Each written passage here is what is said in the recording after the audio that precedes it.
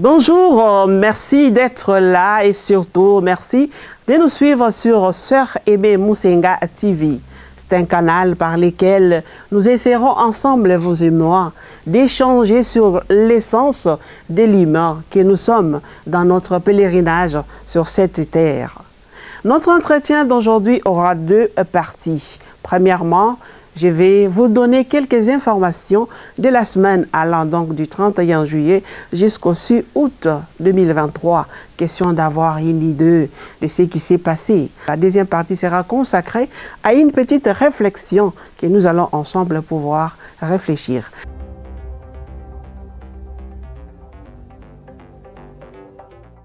Dans la première partie, au niveau de l'Église, nous avons suivi ensemble les JMJ qui s'est tenu à Lisbonne.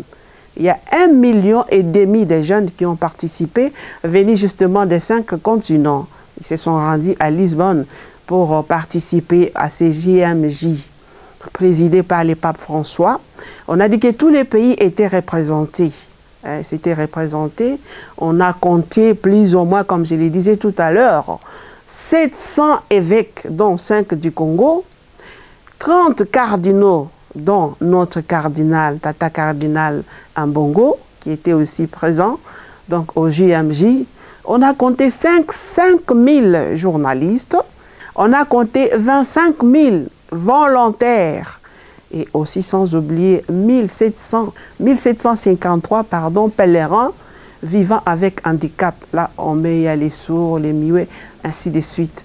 Et les JMJ se sont conclus aussi, donc la messe de conclusion c'était les dimanches et le pape a annoncé déjà les prochaines journées mondiales de la jeunesse où les JMJ seront organisés à Séoul en 2027 en Corée du Sud.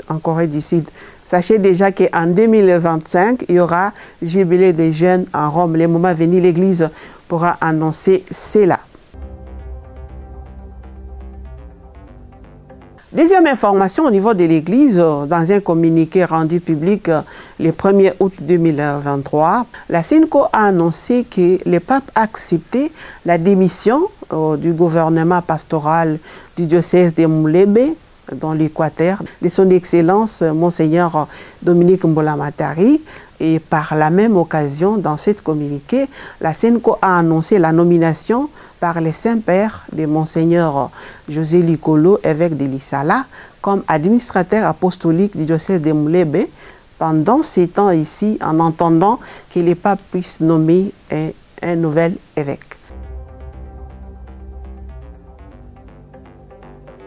Au niveau politique, nous avons suivi ensemble les décès de notre frère Chérubin Okende. Le corps du député d'opposition Chérubin Okende, retrouvé mort le 13 juillet dernier à Kinshasa, a été autopsié le 3 août par justement les spécialistes dans les légistes venant de la Belgique, de l'Afrique du Sud, de la MONUSCO et de la République démocratique du Congo. Nous attendons les conclusions qui vont intervenir d'ici là dans la bouche de ceux qui sont autorisés de nous les dire. Nous attendons, en attendant, nous portons ça dans la prière.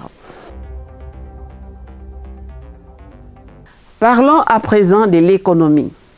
L'ancien Premier ministre Augustin Matata Ponyo, candidat proclamé à la présidentielle de 2023, a rendu public le mercredi 2 août 2023 à Kindu, au Maniema, son programme intitulé « Renouer avec notre destin de grandeur ».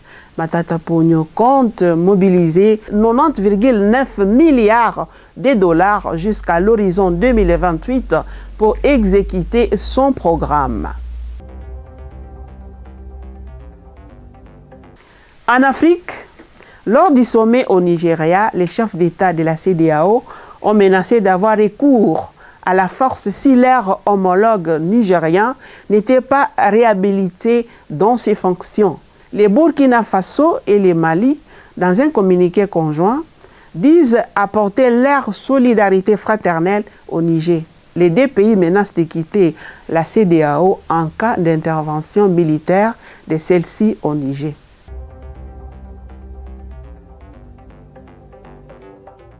Après ces informations, dans la deuxième partie, comme annoncé, nous allons essayer de réfléchir un peu sur les concepts de la liberté. Qu'est-ce que la liberté?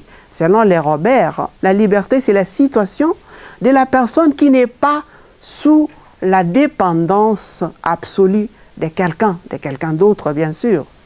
Au IVe siècle, Aristote définissait ou qualifiait la liberté comme une vertu qui permet à l'homme d'agir de manière volontaire et en connaissance de cause. Tandis qu'au Ve siècle, Platon, lui, a parlé de la liberté. Pour lui, la liberté ne consiste pas à faire ce que l'on veut, mais d'être capable d'accomplir les biens. Est-ce que les Congolais sont libres? Si les Congolais étaient libres, ils ne pouvaient pas accepter la souffrance. Si les Congolais étaient libres, ils ne pouvaient pas accepter la médiocrité. Si les Congolais étaient libres, ils ne pouvaient pas accepter les ismes, tous les ismes, l'égoïsme, les tribalismes, les régionalismes, ainsi de suite. La liberté a un prix. Personne ne peut libérer les Congolais. Les Congolais doivent se libérer lui-même. Vous savez, les conséquences des manques de liberté, c'est quoi? On devient hypocrite, on devient menteur, on devient esclave. Et le prix de la liberté, c'est la vérité et la sincérité. Voilà, c'est par ici que nous mettons fin à l'entretien de ce jour, de ce lundi 7 août 2023. Prenons rendez-vous déjà le lundi prochain. Nous allons nous rencontrer encore avec un autre numéro, avec une autre réflexion. Je vous donnerai, comme toujours, les informations de la semaine, mais je vous invite, s'il vous plaît, de vous abonner sur notre chaîne Sœur Aimée Musenga TV pour avoir des amples informations de l'Église internationale du pays, mais aussi de réfléchir ensemble comment élever notre nation, la République démocratique du Congo. Merci de nous avoir suivis et mettez j'aime si vous avez aimé cette émission et j'attends vos abonnements pour que nous puissions faire des bonnes choses dans l'avenir. Merci et bye bye.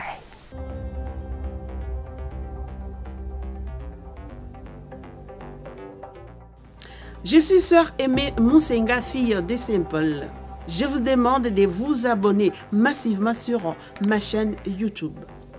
Je vous invite à me suivre chaque lundi, les jours où je vous donnerai les nouvelles nationales, internationales et de l'Église. Restez connectés sur Aimée Musenga TV.